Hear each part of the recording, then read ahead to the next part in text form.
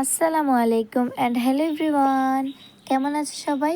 তো আজকে আমরা আরেকটি পিকনিক নিয়ে চলে এসেছি। আমরা সবাই মিলে আবার আরেকটি পিকনিক করছি।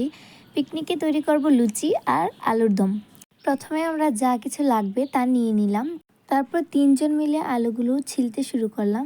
প্রথমে আমরা কিন্তু তিনজন মিলেই ছিলছিলাম, কিন্তু মাঝে একজনের হাত কেটে গেল ছিলতে গিয়ে। তারপর আমরা দুজন মিলেই ছিললাম।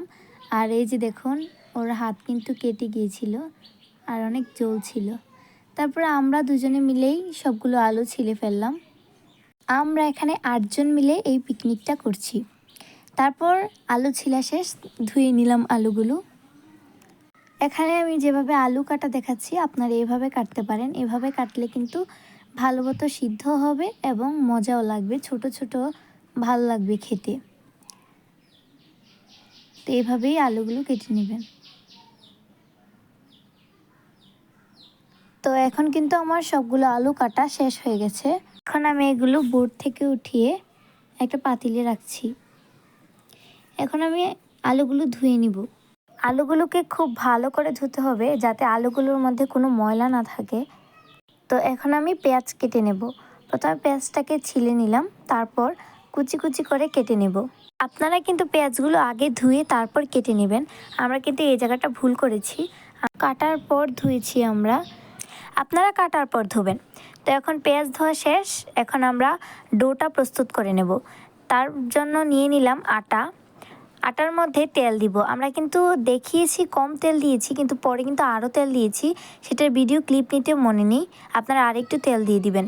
তারপর দিয়ে দিলাম লবণ। লবণ দেওয়ার পর ভালো মতো মেখে নিচ্ছি। আটাটাকে মুঠো করার পর যদি এটা থাকে তাহলে মনে করবেন আপনারটা আটাটা প্রস্তুত হয়ে গেছে। দেখুন আমাদের আটাটা কিন্তু প্রস্তুত। এখন আমরা পানি দিয়ে দিলাম। পানি দিয়ে ভালো মতো মেখে নিচ্ছি। তো এখন আটাটাকে ভালো মতো মেখে ডোটা প্রস্তুত করে নিচ্ছি। এরপর আরেকটু পানি দিয়ে দিলাম। ডোটা প্রস্তুত হয়ে গেলে উপর দিয়ে তেল দিয়ে দিব।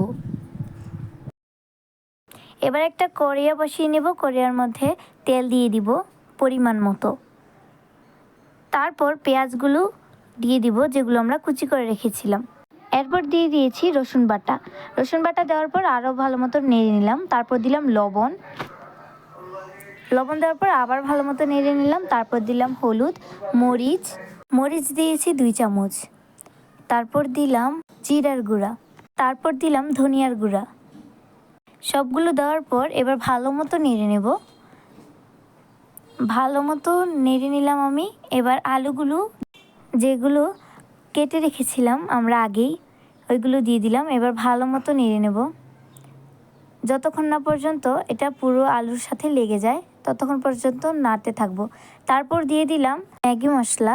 ম্যাগি মশলাটা কিন্তু অপশনাল, আপনারা দিতেও পারেন, না চাইলে নাও দিতে পারেন। তারপর টমেটো এবং ধনিয়া পাতা দিয়ে দিলাম, মরিচও দিয়েছিলাম। তারপর পানি দিয়ে দিলাম।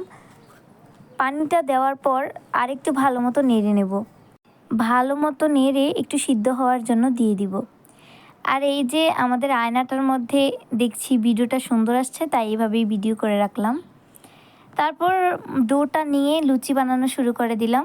লুচি আমার আম্মু বানাচ্ছিল। আমরা লুচি গোল করে বেলতে পারি না, তাই আমার আম্মুকেই দিয়েছিলাম, আমার আম্মুই বেলছিল। লুচি কিন্তু সবগুলো আমার আম্মুই বেলেছিল। তো এখন লুচি বেলা শেষ। আমরা একটা ট্রের মধ্যে সবগুলো লুচি রেখেছিলাম। তারপর একটা কড়াই নিলাম। কড়াইয়ের মধ্যে আবার তেল দিয়ে তেলের মধ্যে লুচিটা দিয়ে দিব। তেলটা গরম হওয়ার পর কিন্তু লুচিটা দিব। লুচিগুলো কিন্তু ডুবো ডুবো তেলে ভাজতে হবে, তাহলে লুচিগুলো ফুলবে। তো আমাদের লুচি ভাজা শেষ, দেখুন কতটা ফুলেছে। তারপর আরেকটা লুচি দিলাম। এই লুচিটা কিন্তু আগের লুচির থেকে আরও বেশি ফুলেছিল, অনেক মজাও ছিল লুচিগুলো। লুচি একটা ভাজা হতে না হতেই আমি আর আমার বান্ধবী মিলে একটা লুকিয়ে নিয়ে এসেছিলাম। নিয়ে আসার পর দেখুন এটা কত মচমচে হয়েছে। তারপর এটাকে 2 ভাগ করলাম, একটা ওকে দিলাম, একটা আমি নিলাম। খেতে কিন্তু অনেক মজা ছিল, সেটা আমাদের হাতের ইশারায় আপনারা বুঝতে পারছেন। তারপর আবার চলে আসলাম লুচি বেলতে এবং লুচি ভাজতে।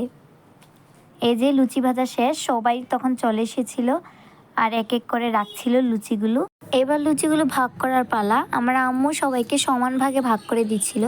সবার পাতে পাতে প্রথমে একটি করে লুচি দিচ্ছিল, তারপর আরেকটি করে লুচি দিল। আমাদের লুচিগুলো কিন্তু একবার পারফেক্ট হয়েছিল, সবার 3টা করেই পড়েছিল পাতে। আমরা যদি একটা চুরি করে না খেতাম তাহলে কিন্তু এই একটা নিয়েই ঝামেলা হতো। যাই হোক, আমাদের যে সবার মন মতো হয়েছে সেটাই আলহামদুলিল্লাহ। তারপর আম্মু আলুর দম দিয়ে দিল। সবাইকে প্রথমে 1 চামচ 1 চামচ করে দিল, তারপর আরও 2 চামচ করে দিল। তো এই যে সবাই এখন খাচ্ছে। ভালো থাকবেন, সুস্থ থাকবেন, আল্লাহ হাফেজ।